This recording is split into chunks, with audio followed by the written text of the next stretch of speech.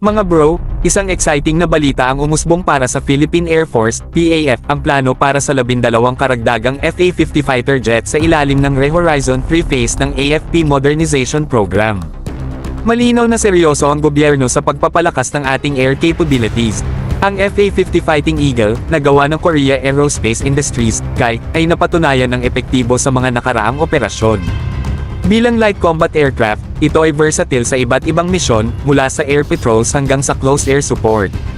Malaking tulong ito sa pagpapalawak ng kakayahan ng PAF para protektahan ang ating teritoryo. Kung matutuloy ang pagkuha ng 12 units, magiging 24 na FA-50s na ang kabuuang bilang sa fleet ng PAF.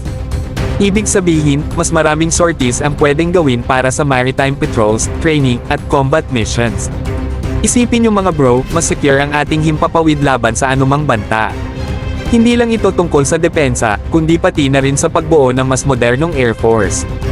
Ang FA-50 ay ginagamit din bilang stepping stone ng ating mga piloto para mas advanced na platforms tulad ng multi-role fighters. Sa bawat delivery ng FA-50, mas napapalapit tayo sa dream ng pagkakaroon ng 4.5 or 5th generation fighter jet. Malaking usapan din ang financing para dito, pero base sa kasaysayan, reasonable financing schemes ang hinahanap ng gobyerno. At dahil priority ito sa 2025, makikita natin kung paano ito magiging bahagi ng mas malawak na plano para sa Re-Horizon 3 Modernization Program. Stay tuned mga bro, dahil simula pa lang ito.